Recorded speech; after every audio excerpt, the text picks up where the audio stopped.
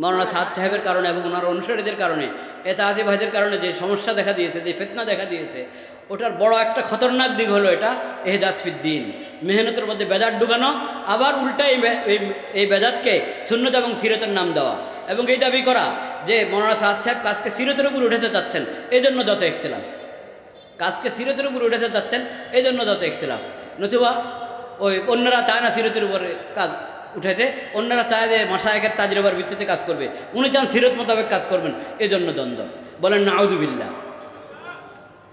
মানে এহদাস করছে, নব আবিষ্কার করছে, বিধানে হাত দিচ্ছে, আবার ওটাকে সিরত নাম দিচ্ছে, সুন্নত নাম দিচ্ছে।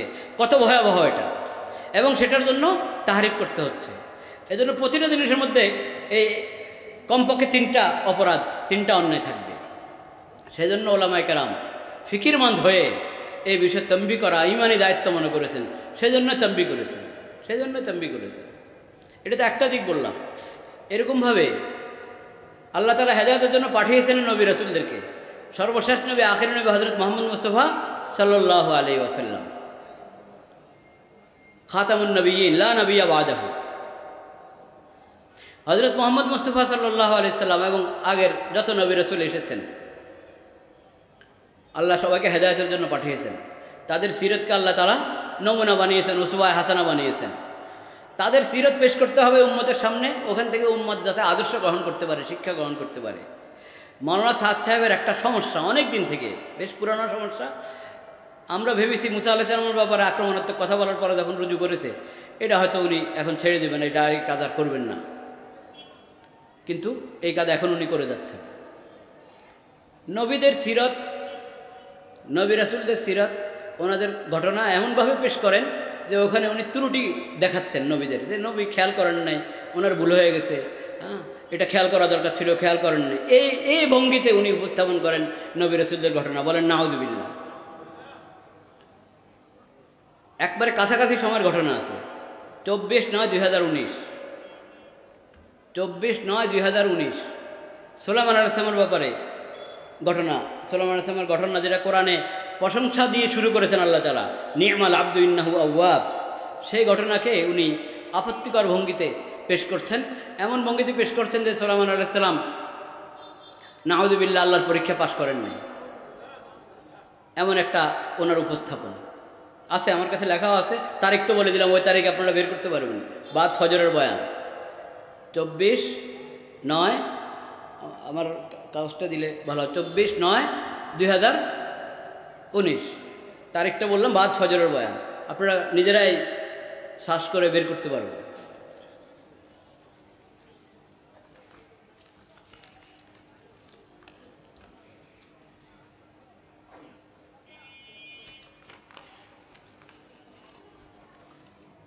চব্বিশ 9/2019 বাদ ফজর। যেহেতু আকসার ওলামায়ে কেরাম তালেব ইলম খালি উর্দু পড়ে দিলে হবে, পুরো বয়ান আছে আমার কাছে, আপনারাও পাবেন বয়ান। পুরো বয়ানটা আছে, যত লম্বা বয়ান পুরোটা আছে। ওটার মধ্যে যেই খুব বেশি আপত্তিকর অংশ যেটা, সেটা পড়া হচ্ছে। अम्बिया को भी असबाब इसीलिए मिलते हैं, अम्बिया को भी असबाब इसीलिए मिलते हैं। सुनो तो सही मैं क्या कह रहा, अम्बिया को भी असबाब इसीलिए मिलते हैं, हमारी तो क्या हैसियत है। अम्बिया को भी असबाब अल्लाह इसीलिए देते हैं, सुनो गौर से, अम्बिया को भी अल्लाह असबाब इसीलिए देते हैं कि देखना चाहते हैं कि इस वक्त या इस सबब कि इस वक्त ये इस सबब की वजह से मुझे याद रखते हैं या सबब की वजह से मेरा हुक्म ज़ाय हो जाता है। असबाब इसीलिए देते हैं, अम्बिया को भी अल्लाह असबाब इसीलिए देते हैं कि देखना चाहते हैं कि इस वक्त ये इस सबब की वजह से मुझे याद रखते हैं या सबब की वजह से मेरा हुक्म ज़ाय हो जाता है। सोचो तो सही, सुलेमान अलैहिस्सलाम को ऐसे घोड़े दिए अल्लाह ने, ऐसे घोड़े नादिर व नायाब जो कभी ना इससे पहले रहे और ना इसके बाद भी कभी हुए। ऐसे घोड़े बड़े खूबसूरत हवा में उड़ते थे सवार को लेकर, इतने कवी कि हवा में उड़ते थे, समंदर में तैरते थे और ज़मीन पर दौड़ते थे। बड़े खूबसूरत घोड़े। सुलेमान अलैहिस्सलाम इन घोड़ों को देखने में मशगूल हो गए, सुलेमान अलैहिस्सलाम इन घोड़ों को देखने में मशगूल हो गए, घोड़ों को देखने में मशगूल हो गए। सुलेमान अलैहिस्सलाम घोड़ों को देखने में मशगूल हो गए और ऐसे मशगूल हुए कि असर की नमाज़ कदा हो गई और सूरज डूब गया घोड़े देखने में। अल्लाह ने बनाया, अल्लाह ने कैसे बनाया, अल्लाह ने ऐसे बनाया बात ये कि अल्लाह ने जो कुछ बनाया है, अल्लाह ने जो कुछ बनाया है वो बने हुए का तासुर पैदा करने के लिए नहीं बनाया, बल्कि बनाने वाले का तासुर पैदा करने के लिए बनाया कि इससे बनाने वाले का तासुर पैदा हो।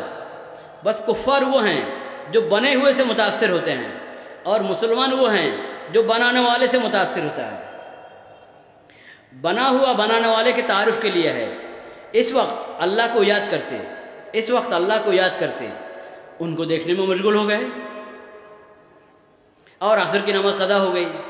देखा वक्त, अरे असर नहीं पढ़ी, इतना गम असर की नमाज के कदा होने का। तलवार मंगाई और सारे घोड़े काट कर ख़त्म कर दिए, कोई बाकी नहीं रखा कि उनकी नस्ल ही ख़त्म कर दो, इसलिए कि इन घोड़ों को देखने की वजह से असर की नमाज कदा हो गई। सोचो, जिन्हें अपने अमल के ज़ाय होने का गम होता है, अल्लाह उसके अमल को ज़ाय नहीं करते। जिन्हें अपने अमल के ज़ाय होने का गम होता है, अल्लाह उसके अमल को ज़ाय नहीं करते। कहा तलवार लाओ और सारे घोड़े ख़त्म। कहा है अल्लाह, मुझे आज के असर पढ़नी है, मुझे नहीं चाहिए घोड़े, मुझे आज के असर चाहिए। 24/9/2019 বাদ ফজর। তো আসবাব আল্লাহ পরীক্ষার জন্য দিয়েছেন। ওই পরীক্ষার মধ্যে ওনার ভাষা হলো, সুলাইমান আলাইহিস সালামের দরকার ছিল এখন আল্লাহকে স্মরণ করা, তা না করে উনি ঘোড়া দেখার মধ্যে মগ্ন হয়ে গেলেন। আল্লাহকে স্মরণ করা দরকার ছিল, দুইবার বলছেন আল্লাহকে স্মরণ করা দরকার ছিল, এখন আল্লাহকে স্মরণ করা দরকার ছিল, কিন্তু উনি ঘোড়া দেখতে ব্যস্ত হয়ে গেলেন। সুলাইমান আলাইহিস সালামের এই ঘোড়াগুলো, ওইগুলো আল্লাহ রাস্তার ঘোড়া ছিল না? এগুলো তো আল্লাহ রাস্তার ঘোড়া ছিল নাকি? দুনিয়াদারদের দুনিয়ার ধন সম্পদ যেমন থাকে দুনিয়াদারদের, ওরকম ঘোড়া ছিল সুলাইমান আলাইহিস সালামের। কথা বলেন না কেন? সুলাইমান আলাইহিস সালামের ঘোড়াগুলো আল্লাহ রাস্তার ঘোড়া ছিল না? তো আল্লাহ রাস্তার ঘোড়ার দেখভাল করে, এটা তো নেক আমল। তো উনি তো আল্লাহ রাস্তার ঘোড়ার দেখভাল করছেন। এই দেখভাল করছেন, লম্বা সময় নিয়ে দেখভাল করছেন। এর ভিতরে ওনার ওই দিনের ওজিফা, কোরআনে তো জিকিরের কথা আছে, কোরআনের শব্দ তো হলো জিকির। ওই দিনের যেই জিকিরের ওজিফা, সেটা থেকে গেছে। সেটার জন্য সুলাইমান আলাইহিস সালামের আফসোস হয়েছে। উনি নিয়েছেন, এক তফসির আছে ওই জিকিরের দ্বারা উদ্দেশ্য আসরের নামাজ শুনে সেটা নিয়েছে, কিন্তু তফসিরওয়ালারা বা কোরআনের মধ্যে কে কথা বলেছে যে এটা আসবাবের পরীক্ষার মধ্যে সুলাইমান আলাইহিস সালাম সফল হননি, এবং উনি এই আসবাব দেখতে গিয়ে খালেকে আসবাবকে ভুলে গেছেন। মুসলমান তো জিনিস দেখে জিনিসের বানানোওয়ালাকে দেখার জন্য, কিন্তু সুলাইমান আলাইহিস সালাম তো জিনিসের মধ্যে মগ্ন হয়ে গেছেন। জিনিসের বানানোওয়ালা যিনি, ওই আসবাবের বানানোওয়ালা যিনি, তার জিকির তার ইয়াদের কথা ভুলে গেছেন। এ হলো ওনার উপস্থাপন। এটা কি আপত্তিকর কিনা? আপত্তিকর। এটার মধ্যে বেয়াদবির আশঙ্কা আছে কি নেই? আছে। তো এটা কি কোনো দায়ের জন্য সাজে? যে নবী রসুলকে আল্লাহ তাআলা হেদায়েতের জন্য এবং আদর্শ হিসাবে পাঠিয়েছেন, তাদের সিরতের ঘটনা কোরআন প্রশংসা হিসেবে আনে, আপনি ওটার মধ্যে বাড়ায়া চড়ায় নিজের থেকে অনেক কথা যুক্ত করে ওটাকে আপত্তিকর ভঙ্গিতে পেশ করেন। এটা কি আহলে সুন্নাত ওয়াল জামাতের তরিকা? তাইলে আহলে সুন্নাত কোনো দিনই জামাতের দিনই জিম্মাদারের জন্য এরকম উসলুব, এরকম আন্দাজ খাটে, শোভা পায়? তো এটা তো শেষ হয়নি। মুসা আলাইহিস সালামের ব্যাপারে বলেছেন, তো আরও কঠিন কথা বলেছেন সেখানে। সেটা থেকে রুজু করার পর এখন এই 2019-এর মধ্যে আবার সুলাইমান আলাইহিস সালামের ব্যাপারে বলছেন, এটা 24/9-এর মধ্যে। আবার আরও আগে 17 জুন 2019 বাদ ফজর, সেখানেও সুলাইমান আলাইহিস সালামের 17 জুন 2019 বাদ ফজর, সেখানেও সুলাইমান আলাইহিস সালামের আরেক ঘটনা, ওই যে ইনশাআল্লাহ বলার ঘটনা, সেটাকেও এরকম আপত্তিকর ভঙ্গিতে পেশ করছেন।